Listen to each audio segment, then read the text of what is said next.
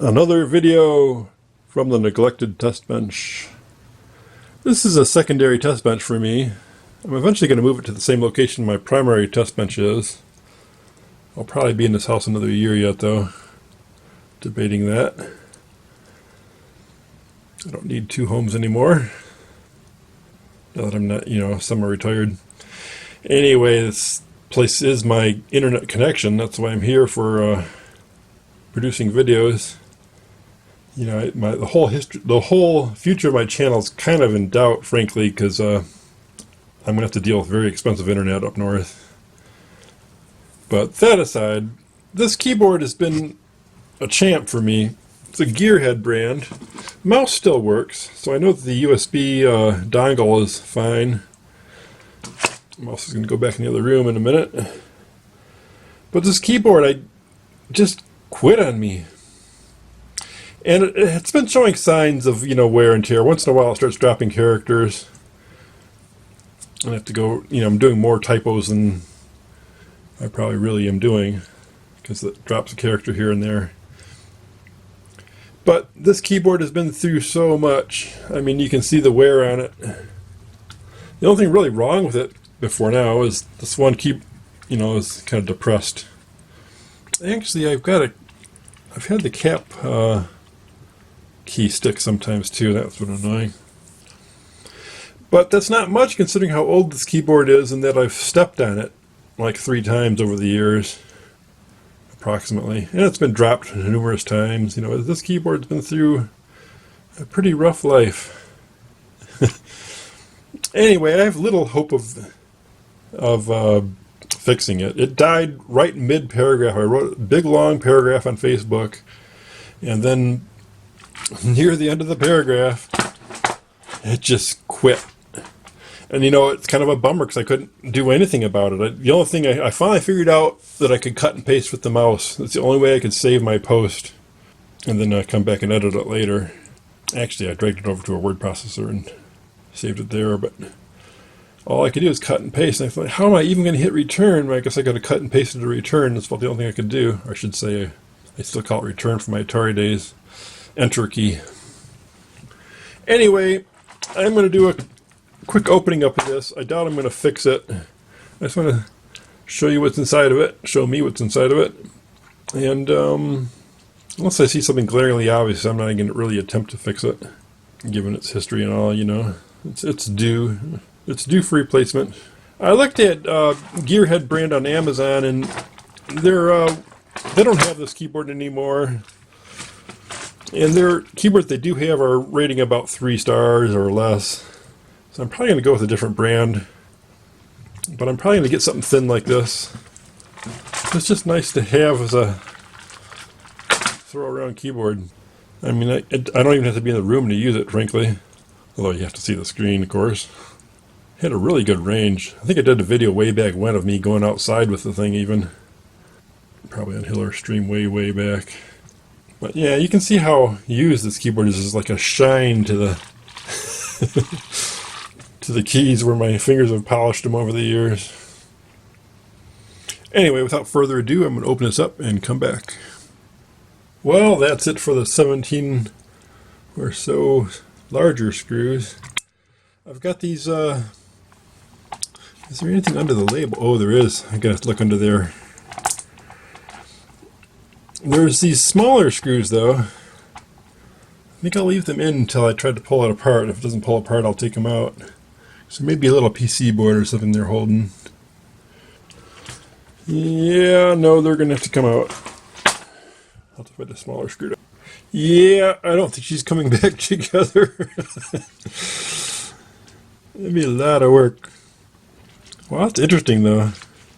This little sheet's got all these little dimples on it, but I see some of them are falling off.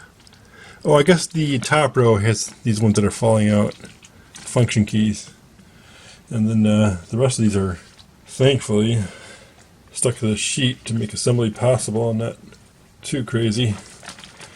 Kind of looks like an old Atari keyboard. The membrane inside.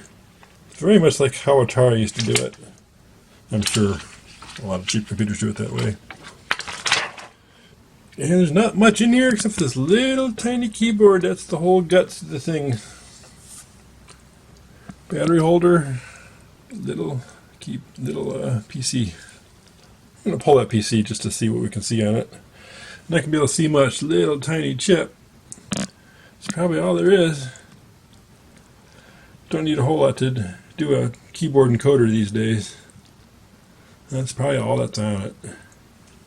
And the interconnect is kind of interesting. It's not a zebra strip, it's just part of the PC board. But it's kind of this blackish color. I see it's kind of blackened here a little too. I wonder if I have a torsion issue. This is probably the side that actually touched it. No? I might put this back together just for yucks, just to see if it comes back to life mysteriously.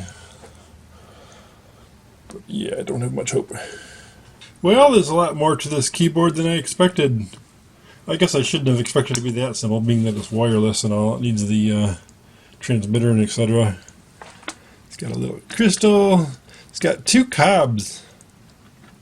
They're right on the board, chips right in the board. It's a blob on them. Electrolytic and Mylar maybe. A couple electrolytics.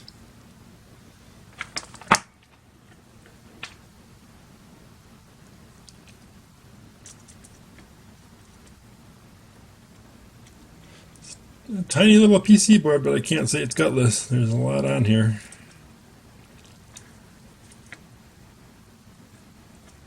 I wonder if I can get a number off that chip. Probably not. Not that it really matters at this point.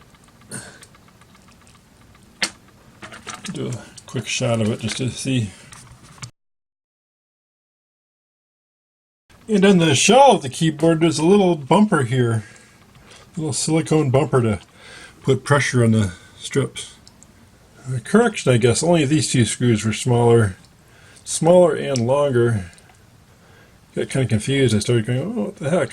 Which one of these was it, the smaller one? They weren't. And a lot of the plastic fingers that hold the little side panels on and stuff are not so good anymore. Stripped one screw. All back together. But clearly I messed up. All the keys are sunk and I think I overlooked something. Oh well, I don't know if it's worth taking apart again, try to figure out what I did wrong. I don't think it's going to work. I can't get anything out of the keyboard anyway on the screen. Might not be a good test though. Huh. Maybe I'll take it apart out of curiosity just to see what the heck the deal is. How I could do something that radically wrong. Interesting. Oops. I think I forgot something. So something like this, you want to be gentle. I'm doing the middle line screws first. And with each one, I try to find the old threads in the plastic. And you go backwards on a screwdriver, you feel the thread pop. I'll go another one just to show you. You won't want to see it. You can just vaguely feel a thread pop. Get in the old threads and avoid stripping out any screws.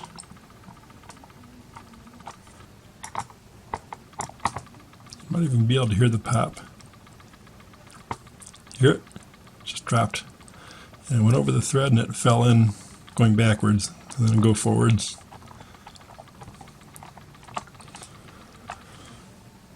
So yeah, whenever you deal with plastic, you got to be really careful. Go backwards. Feel the thread, feel it drop into the thread. If you do strip a screw, like in plastic, one little trick is always to put wire in. I saw this I've been doing it for years, but I saw it recently in somebody's video. I think it was an AVE or maybe Julian's video. All these little pieces of wire came out when he unscrewed a bunch of screws. Couldn't figure out what this wire was for. I already knew before he figured it out. He figured out by the end of the video, he figured out what the wires were for. Well, there's little scraps of wire everywhere. But that's why. So I'm going to go all the way down, pull it up just a little bit, because I don't want them sticking above the hole. And try to stick a screw wheel in. This is just going to be a brute force. Nothing to see here, folks. So, attempt 2. I was putting the keyboard back together. I hear my computer in the other room going bling, bling, bling. Somehow I fixed this puppy. Just hitting random keys here. They all seem to work. So that was enough to fix it. The only thing I really did was run a Q-tip slightly dampened with alcohol over those strips that I showed earlier when I hit it apart, and reassemble it, and that's all I really did. So for now it works. I probably will order another USB keyboard just for not trusting this keyboard too much longer. Somehow I fixed it.